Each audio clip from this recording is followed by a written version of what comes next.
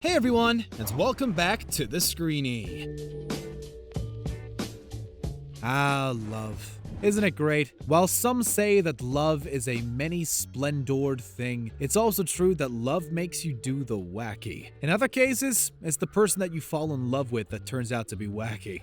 At first, relationships can seem like they're the best thing since sliced bread, but sometimes they can turn sour. It might take months, or may even take years, but once it goes bad, it's never getting back on track. While guys can be just as bad as girls, we're here to take on the females today. Join us as we take a look at the worst girlfriends on Dr. Phil. If the doc can't set them straight, then no one can.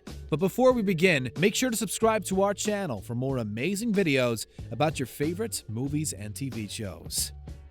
Crazy Corin. Now, we don't like calling people crazy here at the SCREENY. It's not just a nice label to put on someone. So believe us when we say that we don't use this word lightly. But there's not really another accurate way to describe 19-year-old Corin. Her mother brought her to the show as her daughter was acting like a straight-up loon when it came to her on-and-off boyfriend. At first, everything was fine between the two love-struck teenagers, but it wasn't long before Corin started becoming obsessive over Jack. She dropped out of school, even doing his homework instead of her own so that he could graduate early and then show up unannounced at his house demanding to see him. When she tried to work, she ended up ditching out early on her shift as she was so convinced that Jack was cheating on her. She was arrested and taken to jail on more than one occasion, prompting her mom to call the relationship sick. We can't argue with you there, Ma. Corin's behavior was a pain in the butt to everyone, including Jack, who just wanted her to stop. Although admittedly, having Corin there as and when he wanted her suited him down to the ground. He just didn't want any of the trouble that came hand in hand with it. When confronted by the doc, there wasn't much that the high school dropout could say, just that she understood that it seemed insane.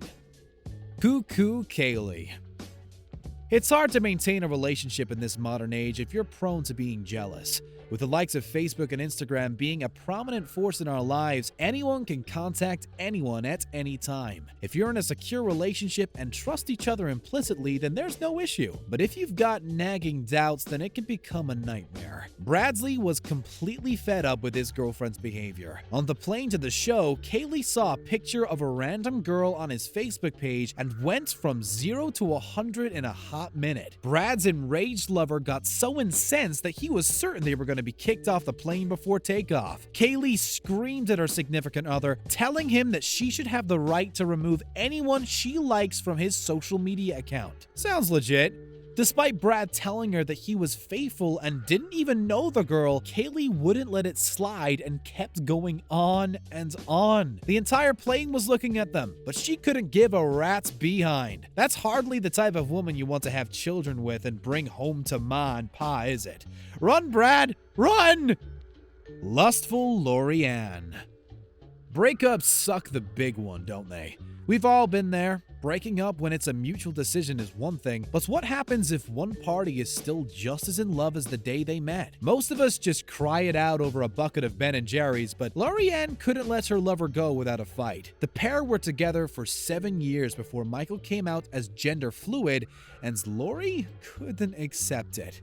Jilted, angry, and an alcoholic, LAURIE-ANN began posting hateful things about her boyfriend on Facebook and harassing his family. When things didn't get any better, Michael just ended the relationship.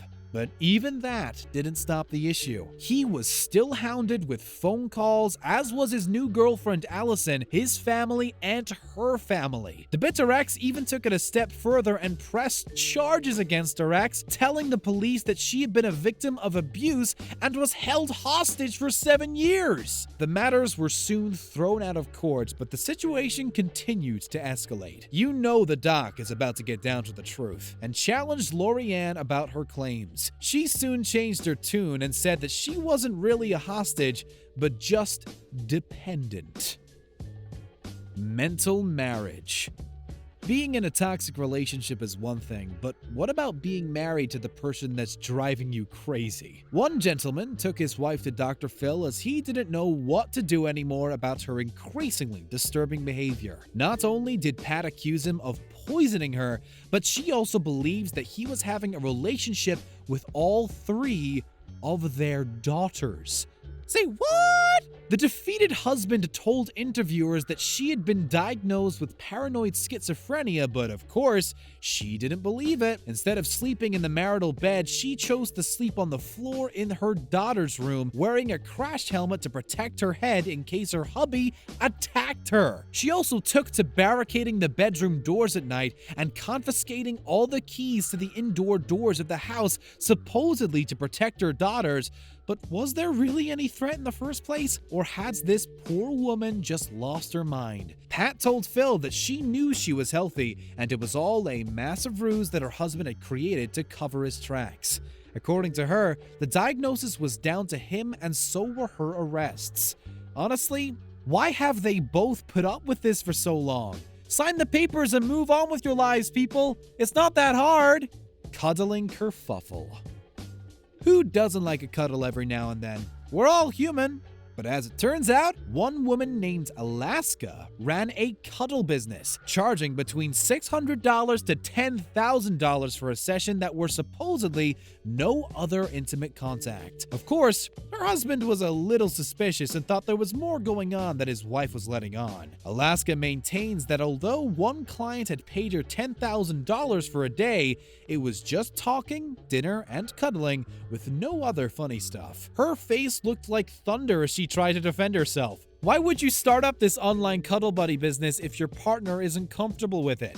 After all, this isn't like dabbling in cosmetics or selling some candles to lonely housewives. This is a pretty personal thing here. Paul didn't believe anything that came out of his wife's mouth, and she protested that she could simply charge that much because when it came to cuddlers, she was like the Rolls-Royce ghost of the bunch and not a Ford Focus. It was like designer handbags, she said. Some people might go for a Walmart bag and some might go for a Louis Vuitton. Deadly Trio. Candy and Ashley went to the Dr. Phil show hoping to finally get some peace. The situation wasn't really cut and dry though. Ashley was the widow of Emmett, and Candy was the former Latcher's former mistress. It was also her husband that shot and killed him when he found out about the relationship. Although Candy admitted that the affair wasn't her finest moment, she argued that it was well known that Ashley treated her husband very badly. Her main motivation for going onto the show was to prove that she wasn't some skanky side chick. She was simply a woman that made a mistake. Depending on how you look at it, both of these women were pretty awful. Candy should have kept her paws off a married man that was 10 years her junior, and Ashley should wake up and smell the coffee and stop blaming Candy for everything when her late husband was also at fault. Dr. Phil did not hold back on this one and got to the emotional nitty-gritty, asking the grieving wife what it felt like to know that her husband took his last breath in the arms of his lover and not her. Jeez, Phil. Ashley then reveals that Candy did some pretty despicable things while the affair was going on, like offering to babysit for the couple's children. She also had a major part to play in Emmett's demise too, as she called him to say that her husband was beating her up. When he turned up, he was killed. Angry Victoria. Sometimes, scary things come in very pretty packages. At a glance, Victoria seems like quite the catch to Jeremy. Beautiful, seemingly together, a former cheerleader and a student, it looked like everything was fine. However, when the two got comfortable together, it soon became apparent that Victoria had underlying issues. She would curse and shout at the smallest of things, leading to tense arguments that ended in her throwing stuff around the house. Despite all this, the pair were planning on getting married. Hardly seems like a good start, does it? Victoria defended herself by saying that Jeremy liked to make her mad because it entertained him. Whatever happened to just turning on the TV, am I right? Vicky did admit that her anger was out of control, showing the cameraman pictures of the damage that she caused in her fits of rage. Throwing glasses, bowls, and punching holes in the wall were all in this girl's repertoire, and she also used racial slurs against her boo. Who does that? The young woman didn't really want to take any responsibility for her behavior though, instead claiming that it was all Jeremy's fault. She also told the doc that it wasn't all as one-sided as it seemed, and her fiancé was lying to protect himself, but neither Phil nor the audience were buying into that. Thank you very much for watching today's video. Make sure to subscribe to our channel for more amazing content, and don't forget to check out one of the other 2 videos on your screen.